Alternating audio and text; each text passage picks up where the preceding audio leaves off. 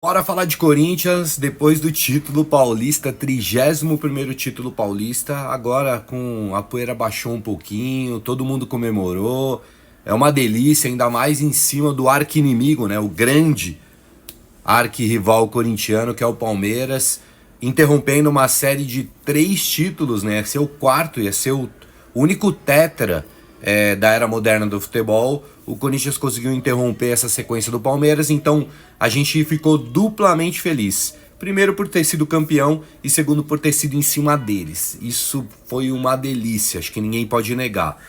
Passado esses dias, né, em que a gente assistiu bastante gente comentando sobre o jogo, dizendo sobre a atuação do Depay, dizendo sobre a atuação do Garro, do time, da felicidade que foi conquistar esse título na Neoquímica Arena, a gente precisa parar para analisar umas coisas um pouquinho mais friamente, o que não permite esse tipo de análise nesse calor, né, da conquista do título, né. Por exemplo, vamos começar por alguns personagens que chamaram atenção no jogo do lado negativo. Por exemplo, Félix Torres. Félix Torres, na minha opinião, modesta, humilde opinião, estava vindo bem. Eu não sei se você concorda comigo. Talvez a grande maioria não. Eu não consigo ter esse sentimento de repulsa pelo Félix Torres como a maioria dos corintianos tem. E nem sei se é a maioria, né? Porque quando a gente ouve os influencers, quando a gente ouve as opiniões, elas são desse tipo. Mas isso não quer dizer nem de longe que a maioria dos corintianos tem essa repulsa com relação ao Félix Torres. Porque me parece um pouquinho assim que ele tem futebol, ele não é um cara completo, ele não é ruim, ele não é um cara perneta. A impressão que dá é que ele, de certa maneira, não se encaixou no time, ele não entendeu onde ele tá. Então, ele jogou bem essa final. Ele errou na questão do pênalti, que é discutível, foi pênalti, não foi, isso pouco importa, porque isso também no calor da conversa a gente vai ficar discutindo, e como o Hugo Souza defendeu, então esse assunto meio que morre. Mas na minha opinião, o pênalti não foi uma falta fora da área. Mas, enfim, é interpretativo, embora a gente tenha imagens da televisão, e o que me chamou a atenção é que exatamente na hora em que eles mostram o lance checado pelo VAR, o contato acontece fora da área. Mas tudo bem, tá lá, deu pênalti, Hugo defendeu, mas até esse momento ele ainda não tinha tido grandes erros no jogo. Não erros desses como ele teve em outros jogos, que ele entrega a bola pro atacante e o cara quase faz o gol. Esse tipo de lance não teve. Ele foi bem, na minha opinião, nessa final. O que me dá um pouquinho de... que me deixa essa impressão de que eu não... E essa coisa de não ter essa repulsa gigantesca, que me parece que pode ser que o Félix Torres não seja titular do time do Corinthians, ok. Mas dispensar o Félix Torres porque ele não pode ser titular, eu acho ruim. Acho que ele pode ser um bom reserva. E talvez daqui a um ano, entendendo mais onde ele está, percebendo a atmosfera, tem um negócio cultural também, né? De repente ele encaixa. E aí ele encaixando, talvez ele seja o grande zagueiro que todo mundo esperava que ele fosse quando ele veio. Afinal de contas, titular da seleção dele. Então, enfim, a gente espera isso do Félix Torres. Vamos falar de outro personagem. E aí, da parte ruim, mas não da parte ruim porque é difícil falar do Memphis. Porque se você analisar o jogo do Memphis, ele não fez um grande jogo. Não foi aquele jogo em que você viu o Memphis lançando, o Memphis saindo de cara do gol, perdendo o gol. Não. Você viu o Memphis nessas finais e principalmente nesse último jogo, um cara fazendo aquilo que ele vem fazendo desde o começo do Campeonato Paulista e que me parece que é muito mais produtivo pro time do que para quem tá assistindo. Sabe? Vocês me entendem isso? Sabe? Ele não tem aquele lance maravilhoso, aquela bola que ele botou no ângulo, aquele lançamento. Não, mas o time anda com ele. Só o passe dele pro Yuri Alberto, o gol que o Yuri Alberto, eu não digo perdeu, porque o zagueiro também lá, né, se jogou junto com o goleiro, enfim, defendeu. É um passe de gênio, né, de cara que já viu a jogada antes, inclusive do Yuri Alberto perceber onde é que essa bola ia parar. Então esses lances do Memphis que acabam fazendo dele um cara especial pro time, um cara que não aparece, do ponto de vista de quem tá assistindo, não foi uma grande partida, mas do ponto de vista da produção pro time, cara, ele é muito mais do que fundamental, ele é essencial pro time, essencialmente é essencial pro time do Corinthians, assim como o Garro, né, que também não apareceu muito pro jogo, mas pode perceber, ele teve muito mais, ele apresentou muito mais produtividade pro time do que qualquer outra coisa. E falar de Romero, né? Romero sempre Romero, né? Romero entrando em campo, tendo respeito do elenco, coisa que muito corintiano não tem pelo Romero, o elenco do Corinthians tem, porque é um cara que tá na reserva e quando entra em campo ele simplesmente vira capitão. Olha o tamanho do respeito que o Romero tem pelo elenco do Corinthians, pela instituição corintiana, enquanto muito torcedor acha que o Romero não devia sequer estar no hall da fama corintiana. Na minha opinião, corintiano Nutelinha, corintiano que nasceu aí depois dos anos 2000 e que nunca viu o Corinthians passar dificuldade nenhuma, não entende que o Corinthians foi ser campeão brasileiro em 1990 pela primeira vez, ou seja, 80 anos depois da sua fundação. Então, um cara que não entende muito essa relação do que é Campeonato Paulista, da importância que tem o estadual na vida corintiana desde sempre, né? Então, enfim, mas normal, cada um. Espero que vocês revejam, principalmente quem acha o Romero que não merece um busto, por exemplo, lá no Corinthians, que é um grande ídolo corintiano, maior artilheiro estrangeiro da Neoquímica Arena, maior artilheiro da Neoquímica Arena. Então, enfim, tá aí, né? Os números são dele, tá aí o fato colocado, só nega isso quem é, enfim, né? Biroleibe, como dizia o Igor Guimarães. Mas, enfim, isso são os pontos do jogo. Que eu achei que eu devia retomar aqui com vocês depois do calor da partida, depois do calor da conquista do campeonato. Outra coisa que eu acho que a gente precisa levar muito em consideração, o que o Augusto Melo tá fazendo levantando taça com o jogador. O Corinthians tem das suas diferenças, né? Não vejo ninguém, nunca vi ninguém, a não ser um egocêntrico, ir lá pegar numa taça, levantar a taça, e ainda se você olha na imagem, ele insiste em continuar tentando levantar aquela taça que não tem nada a ver com ele, né? Afinal de contas, mas ele fez as contratações, ok, mas ele é presidente do Corinthians para isso, inclusive contratações equivocadas, inclusive tem Lucas Veríssimo para contar a história, não é? Tem Rojas para contar a história do prejuízo que foi para o Corinthians algumas ações do Augusto Melo. Tá, alguns podem dizer, mas ele apanha por causa disso, na hora da taça ele não pode levantar? Não pode, aquilo é dos jogadores, cara, não é dele, entendeu? Não tem nada a ver com ele, a não ser aquela autopromoção que Augusto Melo gosta de fazer a todo instante, né? De se colocar como alguém maior do que o elenco, maior do que o time, né? Tem um histórico bom, tem feito coisas boas, também tem feito coisas ruins. Aquilo me incomodou demais, assim, porque é a intromissão de um dirigente ali que não joga futebol, não é ele que produz em campo, né? Ele recebe as críticas, mas ele tem recebido críticas por outros motivos. Quando o time vai mal, os caras vão pra cima do time, né?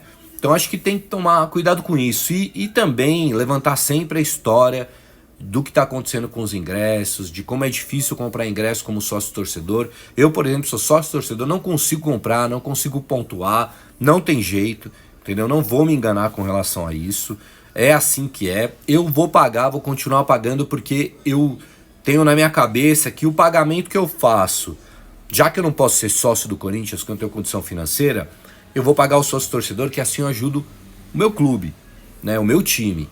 Eu não tenho benefício com isso, mas eu pago lá o plano básico para que esse dinheiro vá para o clube, para que assim consiga sanear suas dívidas, assim como muitos sócios torcedores também o fazem, porque afinal de contas todo mundo sabe que se depender disso para comprar ingresso, a gente não paga mais, porque não tem ingresso pra gente.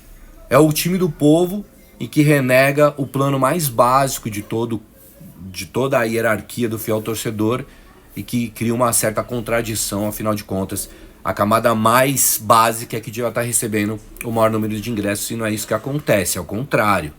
Então olha só, isso não me deixa mais indignado, porque eu sei que esse dinheiro vai ajudar o clube.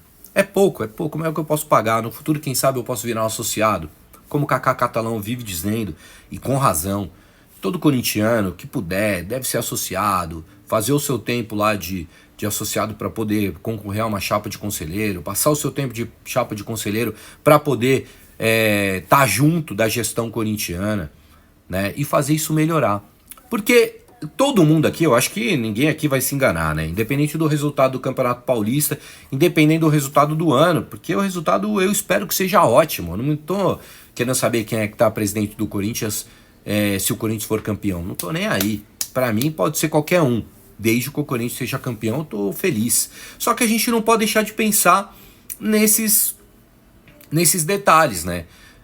Por exemplo, quando a gente viu André Negão e Augusto Melo candidatos à presidência do Corinthians, todo mundo sabia que nenhum dos dois tinha condição intelectual cognitiva de sentar naquela cadeira e de dominar aquele negócio do jeito que todo mundo esperava, do jeito que a gente espera, corintiano como eu, desde a década de 80 espera, desde a década de 90, né? 80 não, mas 90, espera que o Corinthians seja governado por gente competente, que tenha a grandeza do Corinthians. Não é o caso do Augusto Melo, não era o caso do André Negão, não era o caso do André Sanches, não era o caso do Alíbio, não era. Infelizmente não. Nem do Vicente Mateus.